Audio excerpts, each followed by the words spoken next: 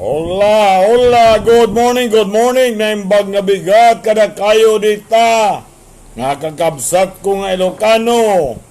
Nagbumper to bumper na jay ti EDSA. Heavy traffic na jay. Nagbumper to bumper na jay.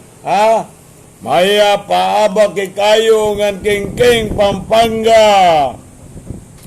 Mayong buntag sa akong mga kaigsuunan sa Sugbo, sa Negros o sa Mindanao, sa mga kasimanwa ko nga manggaranon sa Iloilo. Abaw, good morning gidya.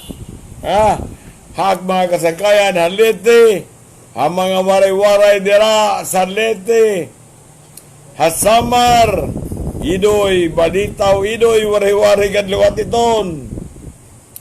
Con mi hermanos y hermanas allí en Zamboanga, buenos días con ustedes. Mga master manghud ko asug. Assalamualaikum warahmatullahi ta'ala wa barakatuh. Ngayon, ang pag-uusapan natin ay ang batas na kung saan nakapaloob ang mga marino. Yan, alam ba ninyo yan? Captain Flores is watching already. Hindi natuloy yung kapihang marinero natin kahapon. Na ang guest na natin ay si Senator Gordon sapagkat may emergency meeting si Senator Gordon. Okay. Ang unang batas na gusto kong ipaalam sa inyo ay itong POEA, Standard Employment Contract. Nagbibigay ako ng pre-departure orientation seminar mula pa noong 1986. At doon sa pre-departure orientation seminar, nakikita ko na marami rin mga kapitan na ilang beses na pumirma ng POA, Standard Employment Contract, pero hindi nila alam ang pinapirmahan nilang kontrata. Hindi nila alam pinapirmahan ng kontrata. Ngayon, kayong mga marino, ilan ba sa inyo ang nakakaalam kung saan mag-uumpisa ang inyong kontrata? Maraming marino na hindi saan mag-uumpisa ang kanilang kontrata. Hindi nyo alam yan. Ang alam na ninyo, kapag pumirma na kayo ng kontrata, umpisa na yun yung kontrata ninyo. Yan. Diyan kayo nagkakamali. Diyan kayo nagkakamali. Kasi hindi ninyo binasa na ayon sa Section 3, no? Ayon sa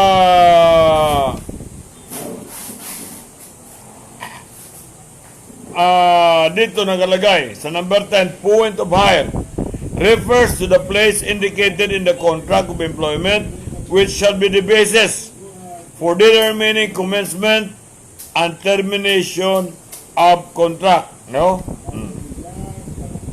Now, hanapin natin dito ang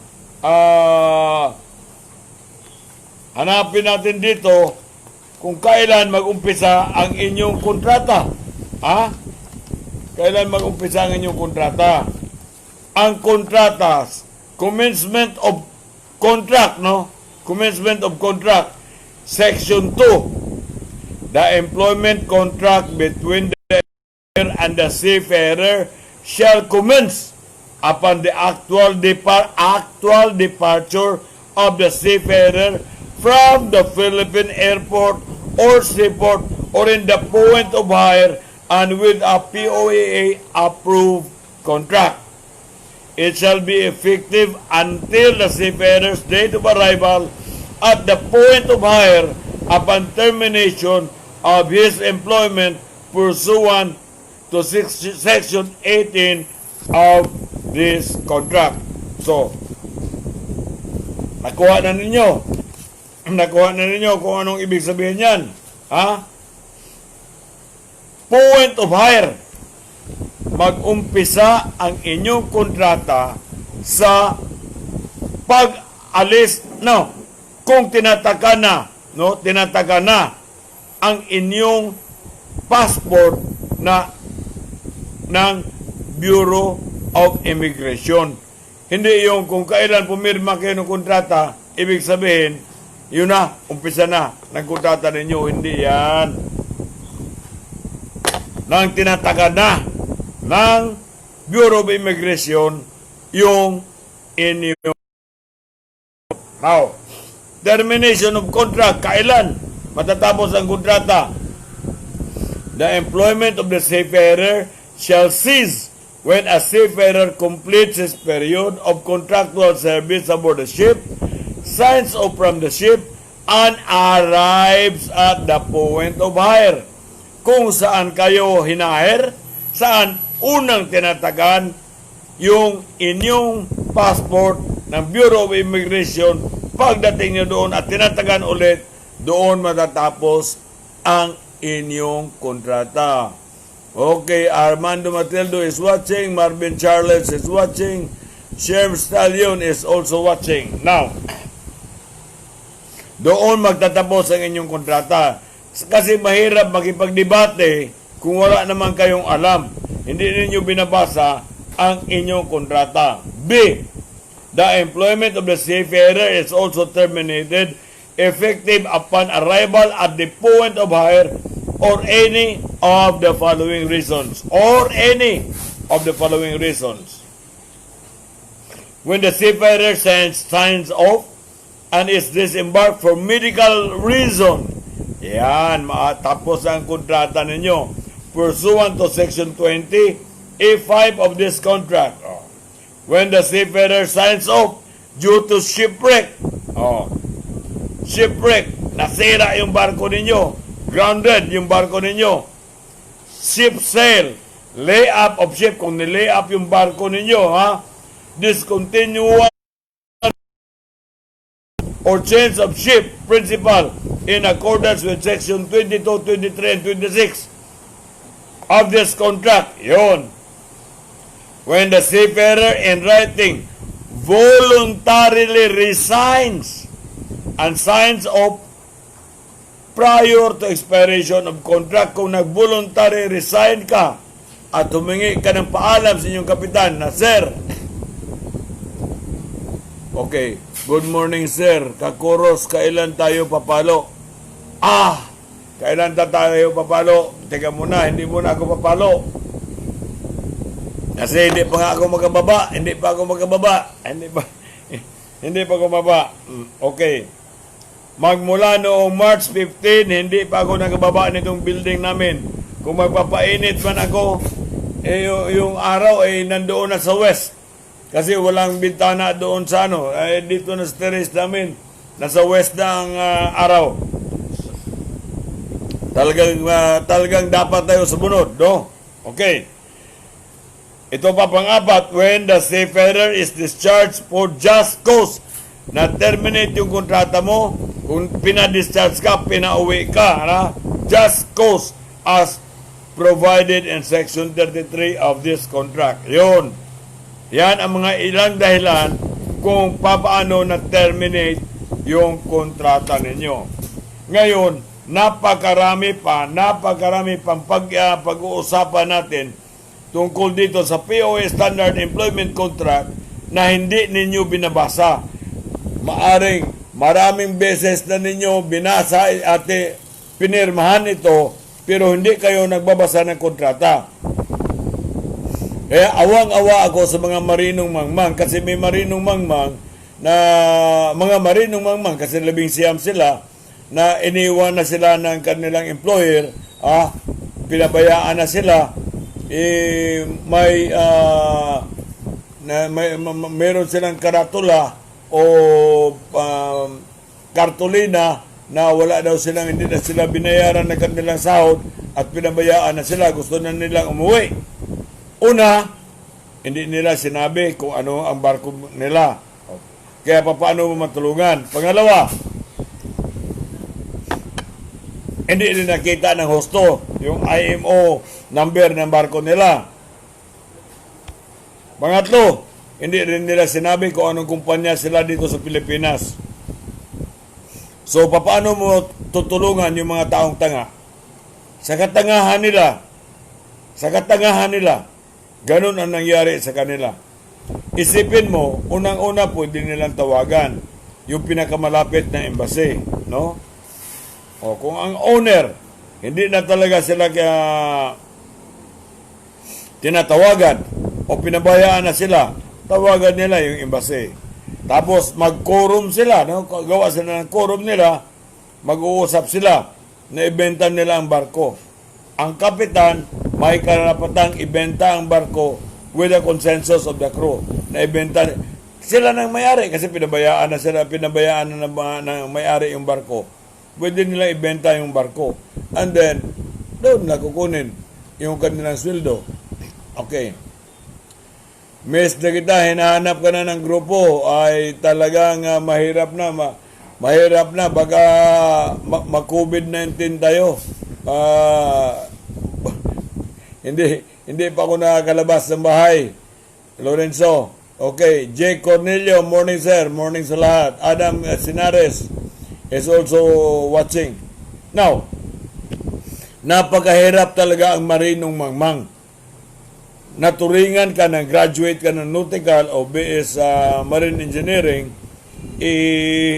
ilang beses ka na pumirma ng kontrata mo, hindi mo alam ang kontrata. Kaya, no, sa mga walang kontrata, no, okay, basahin ko muna to. There is men's Gretchen. Mr. Nelson, good morning po. Tanong ko lang, kung may balita po kayo sa Dole Agap application namin, hanggang ngayon umaasa pa rin kami makukuha. Meaning hindi ka sumusunod sa itong ating vlog, no, o hindi mo tinitingnan yung aking mga post. Kasi nagtatanong ka pa rin tungkol dyan. Ang sinasabi na ng Dole na wala na silang pera. Kaya wala na kayong aasahan. At ang akin ay pinaglalaban ko na dapat ito na ang panahon na makuha ninyo yung pera ninyo na nandyan sa OWA. Total, meron pa namang almost 7 billion dyan sa OWA. Pero nagtataga ako, bakit hindi nila mailabas? Maaring tama ang hinala ko na ang pera ng mga marino, ang pera ng mga marino ay diniposito ng UWA sa offshore bank na BNP Paribas. O kaya wala silang mailabas na pera ngayon para sa mga marino. Kaya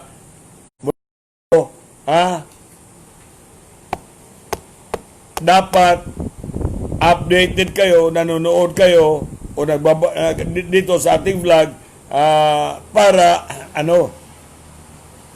okay, si Rio Floren is also watching. Now, dapat updated kayo para alam ninyo kung ano ang inyong gagawin, no? Ang sinasabi ko nga sa inyo, ayaw na magbigay ng uwa kasi ang sabi nila 150,000 na ata yung nabigyan nila ng tulong. Kaya pasensya na kayo na hindi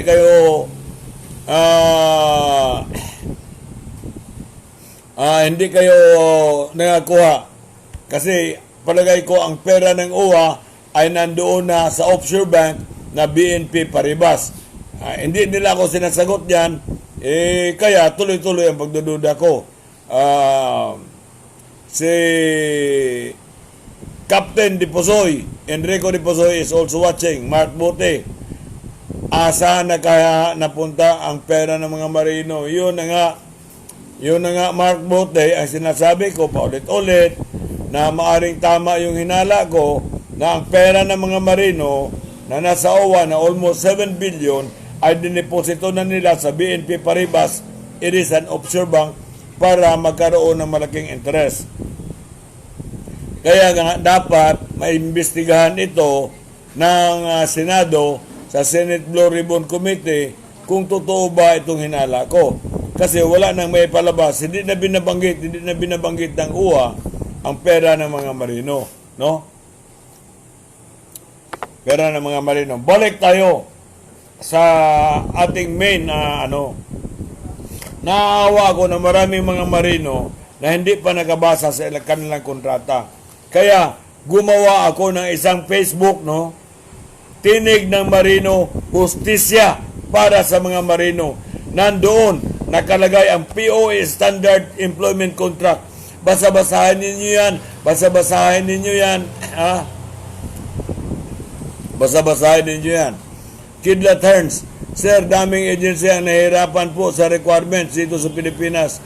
Kaya di po tayo makausad sa crew change. Napakahirap kasi hindi lang yan dahil sa kasi yung crew change, uulitin ko, crew change, marami pang mga bansa na sirado pa ang kanilang airport.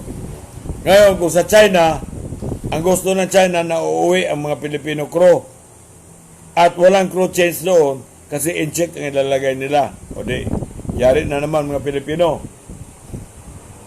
palitan naman ng ibang lahi.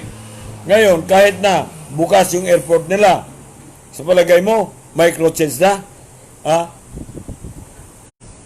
Kung sa palagay mo, may crew change na, bukas ang airport, mapalagay natin, United States, bukas ang airport nila.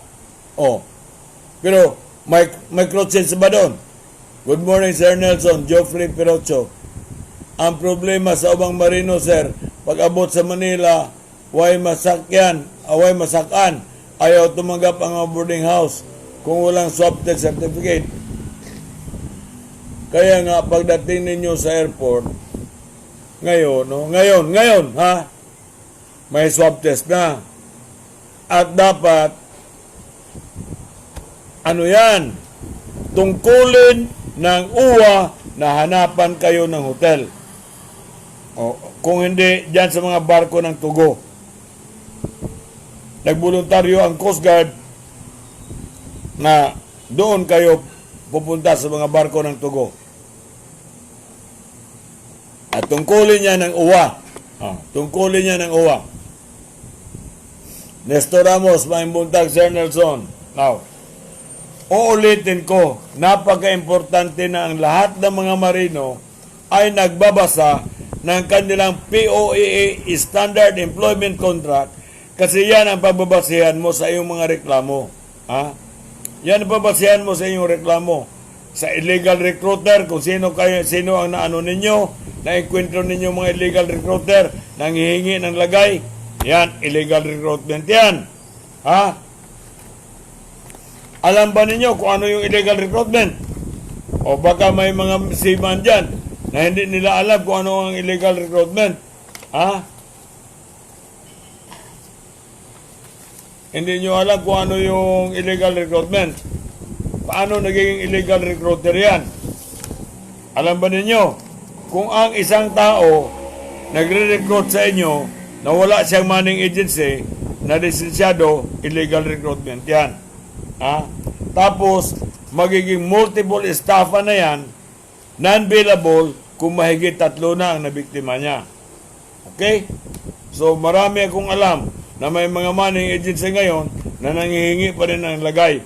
Bawal ang placement fee sa mga marino. Bawal ang placement fee sa mga marino. Kaya, yan ang tandaan ninyo. Kaya gusto ko na basahin ninyo ang POAA Standard Employment Contract. Kung wala kayo dyan, wala kayo sa bahay nyo, mag-browse lang kayo sa Tinig ng Marino, Hustisya para sa mga marino. Doon, mababasa mo ang POAA Standard Employment Contract. Okay? Isa yan sa mga batas kung saan nakapaloob ang mga marino. Ang pangalawang batas na nabibigkasin ko sa inyo, ito, Migrant Workers and Overseas Filipino Act of 1995 as amended in Republic Act 10022. 10022. Yan, mga kasama. Dito mo na pagbasihan. Ngayon, saan ka makakita nito? Makikita mo rin yan, mababasa mo rin yan sa Tinig ng Marino, Hustisya para sa mga marino. Okay? Doon ninyo basahin yan. Kasi dito nakapaloob na ang mga marino ay overseas workers. Hindi kagaya na sinasabi ng UWA na kapag overseas workers, sila daw ang gagasto. kapag marino, ang manning agency ang gagasto. Meaning, ang mga marino, hindi overseas Filipino workers. O ngayon, naging mangmang na yung taga-uwa. Naging mangmang na pati ang sekretary natin sa Dole. Ha? O. Dapat alam natin yan, no? Alam natin kasi dito, nagkapaloob kung ano yung illegal recruitment. Illegal recruitment is deemed committed by a syndicate carried out by a group of 3 or more persons conspiring or confederating with one another. It is deemed committed in large scale if committed against 3 or more persons individually or as a group. Yan ang illegal recruitment. Kaya dapat alam ninyo ang mga batas na nagapaloob sa mga marino. Mahirap yung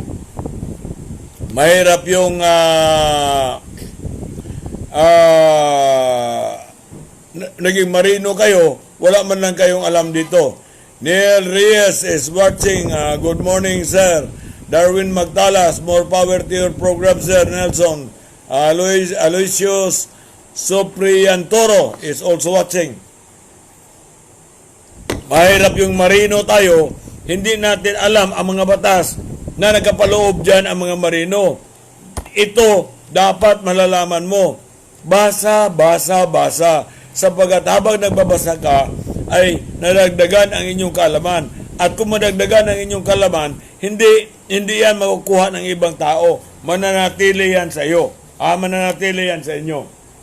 Now, POA Standard Employment Contract at saka Migrant Workers and Overseas Filipino Act of 1995 as amended in Republic Act 10022. Diyan, nagapaloob ang batas ng mga marino. Pero bukod dyan, ang mga marino, meron din sinusunod na international law. Hindi kagaya ng mga land-based, ang sinusunod nila ay POA Standard Employment Contract at ang batas ng bansa kung saan sila nagtatrabaho. Halimbawa, na Saudi sila, susundin nila ang batas sa Saudi, susundin nila ang batas sa United Arab Emirates, sa Qatar, sa Kuwait, kung saan, no? Kung anong batas nila doon. Of course, susundin mo kasi nandoon ka sa bayan na yan. Pero bukod dyan, ang mga marino mayroong international na batas na sinusunod. At ang isa niyan ay Maritime Labor Convention 2006, MLC 2006. Nandirito nagkapaloob ang marami ninyong karapatan.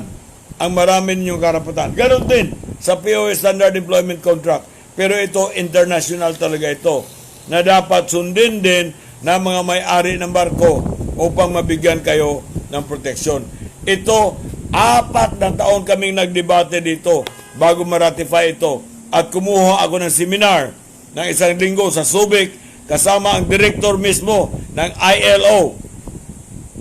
At mga ILO experts at ang pumirma mismo sa aking certificate ng Maritime Labor Convention 2006 ay ang mismong director ng ILO, director ng norms ng ILO na gumagawa nitong Maritime Labor Convention. Kaya yung iba dyan na nagdunong-dunungan ng Maritime Labor Convention, sorry na lang sa inyo.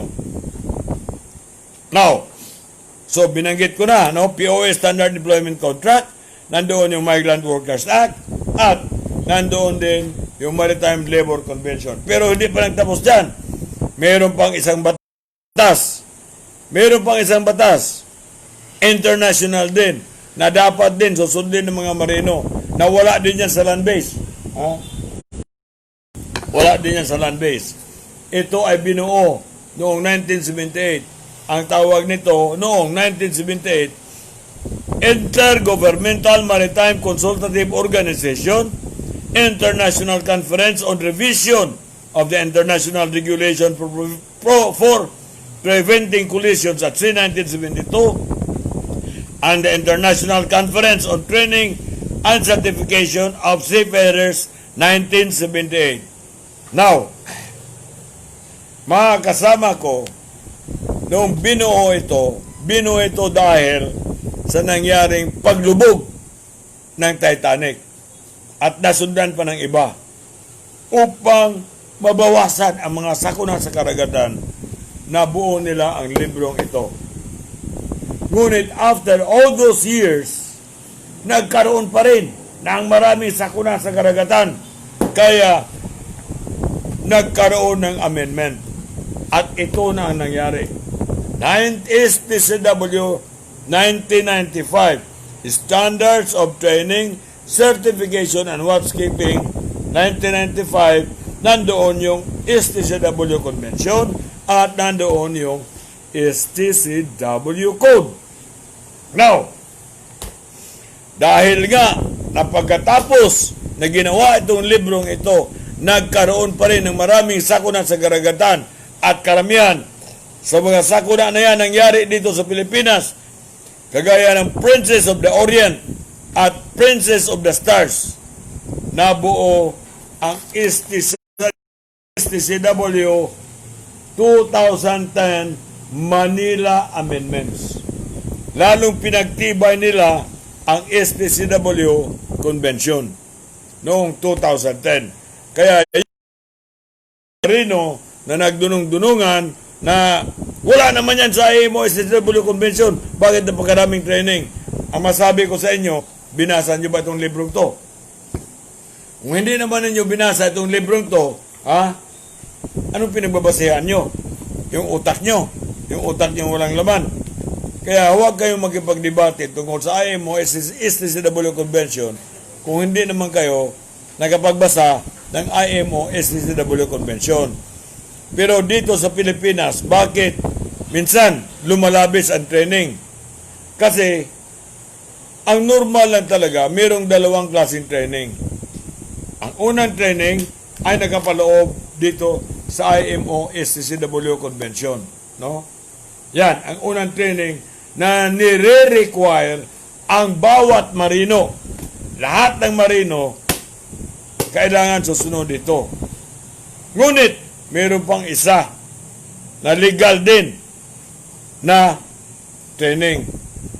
Yung mga requirement ng kumpanya, halimbawa, specialized vessel, galing ka sa LNG, galing ka sa LPG, sasakay ka ng LNG na vessel, binigyan ka ng chance ng inyong kumpanya, kailangan kumuha ka ng special training para sa LNG. Special training sa mga barko nila, no? Sa mga barko nila, no? Na specialized vessel. Dexter, shout out sir from United Arab Emirates. SSM Protect Boys. Admiral Donato is also watching. Thank you, Don, for continuously watching this vlog. Kaya dapat alam ninyo ang POAA Standard Employment Contract. Dapat alam ninyo ang Migrant Workers and Overseas Filipino Act. Dapat alam ninyo ang Maritime Labor Convention. At dapat alam ninyo yung IMO STCW Convention, sapagkat nakapaloob kayo sa mga batas na to. Yung mga marino na iniwan, tapos nagkaroon ng placards, sinulat niya paid sa halip na sabihin na pay as, mali pa, ginawa pang past tense, paid as salary. Biruin mo, kawawa, pati simpleng English, hindi pa alam. Labing siyam sila ng mga marino sa barkong yon. Tapos, hindi man lang nila nilagay kung anong barko sila, anong ang manning agency nila dito sa Pilipinas. Kaya kawawa. Kung ilang buwan na sila nagugutom doon, dahil pinabayaan sila, kawawa sila, dahil sa kamangmangan, kakulangan nila sa kaalaman. Unang-una po, hindi nila tawagan ang pinakamalapit na embassy. Pangalawa, pwede nila tawagan ang International Transport Workers Federation or ITF. Pangatlo, pwede nilang tawagan ang Apostleship of the Sea or mission to seaman. Yan, matutulungan sila. Pang-apat, pwede nilang tawagan ang UWA, pwede nilang tawagan ang POA, pwede nila akong tawagan dito. Pero hindi nila alam yan. So meaning, talagang sobra ang kamangmangan nila, 11 sila, wala silang alam. Dahil mayroong 2 barko na nangyari dyan, no? Sa India, iniwan sila. Pero, hindi sila nagutom, nakauwi sila na may sweldo sila, nakuha nila lahat. Hindi man nila nakuha buo doon sa barko. Pero pagdating nila dito, unti-unti silang, unti-unti na binigay sa kanila ang nararapat nilang sweldo. No? Kaya, dapat, no, hindi tayo maging mangmang sa ating mga karapatan. Dapat alam natin ang mga batas kung saan nakapaloob ang mga marino. Napakahirap na nandito tayo sa mundong ibabaw, itong profesyon natin marino, hindi natin alam ang batas na nakapaloob ang mga marino. Merong ang iba, hindi nila alam kung kailan nag-umpisa ang kanilang kontrata, kailan matatapos ang kanilang kontrata. Merong iba na akala nila, puro karapatan na lang nila. Hindi nila alam na ang bawat marino ay meron ding dapat sundin duties of seafarer to faithfully comply with and observe the terms and conditions of this contract, violation of which shall be subject to disciplinary action pursuant to Section 33 of this contract, to abide by the code of discipline as provided in POA rules and regulations governing overseas contract workers and the code of ethics for seafarers. Now, kung puro lang karapatan ang pag-uusapan mo, puro lang karapatan ang sinasabi mo, paano naman yan?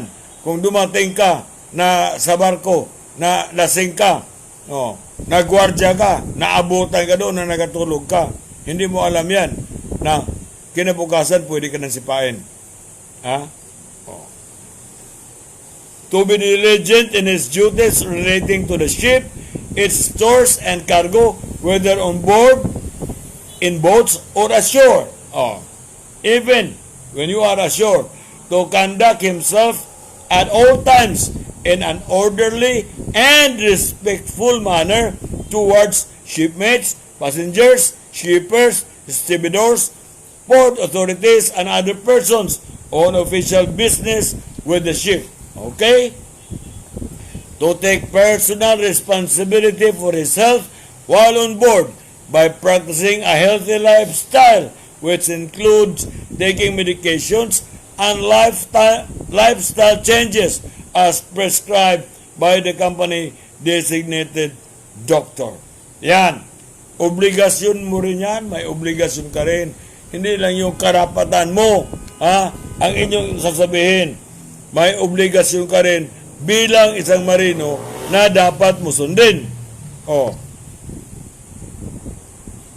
Yan, hindi ninyo alam yan. Kaya kung hindi ninyo alam yan, at hindi kayo nagkakita ng sa panahon na pumipirma kayo, at alam ko na kung pumipirma kayo ng kontrata, basta pirma lang pirma kayo, hindi kayo nagbabasa ng kontrata, hindi nga ninyo siguro binabasa ang sweldo ninyo, yung iba dyan, pwede ninyong basahin ang inyong kontrata sa Tinig ng Marino, Facebook Tinig ng Marino, Hustisya para sa mga Marino. Diyan, nandyan ang POA Standard Employment Contract at nandyan din yung Migrant Workers Act. Nandyan din yung Migrant Workers and Overseas Filipino Act. Inano din natin. Now, tungkol naman sa IMO STCW Convention, pinagtiyagaan ko na i-print ito na magkaroon ng Facebook. Halos kalahati na, nailagay namin sa librong ito para doon na ninyo basahin. Tinig ng Marino, IMO STCW Convention. Yan.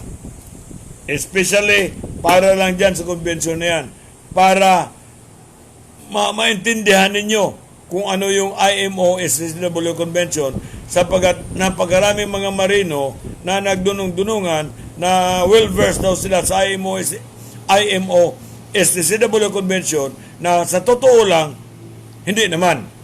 Sa totoo lang, hindi pa naman nakabasa sa librong yan. Meron lang narinig kaunti, expert na. Ako, kumuha ako ng seminar nito na 1 linggo kasama ang mga experts mismo na galing sa London. At ang pumirma ng aking certificate ay former Secretary General ng IMO. John Abang Jover is also watching. Now, so naintindihan na ninyo, para hindi kayo maligaw, basahin ninyo ang inyong kontrata. Kung wala kayong kontrata na hawak dyan, pwede kayong mag-browse, tinig ng marino, hostesya para sa mga marino, mababasa ninyo ang POA, Standard Employment Contract. Kung hindi pa ninyo nabasa ang Migrant Workers and Overseas Filipino Act of 1995 as amended in Republic Act 10022, doon mababasa rin ninyo sa tinig ng marino, hostesya para sa mga marino. At tungkol naman sa IMO SCCW Convention, halos na nga lahati na tayo. Tuloy-tuloy ang ating paglagay dyan para doon ninyo mababasa ang librong ito kasi mahirap hanapin ang librong ito, no? Bukod sa mahal, mahirap hanapin. Para hindi na kayo maghanap, gumawa ako ng Facebook para dyan. It pays to read because through reading you will learn. Only those who read will learn. Mahirap yung nakikinig lang, basta nakikinig lang kayo kani-kanino na wala namang alam na nagdunong-dunungan naman. No? At bukod pa niyan, gumagawa kami ng paraan na para lahat ng mga marino ay alam nila kung ano ang gagawin nila na sa pagdating nila sa edad na 40, pwede na silang magretiro.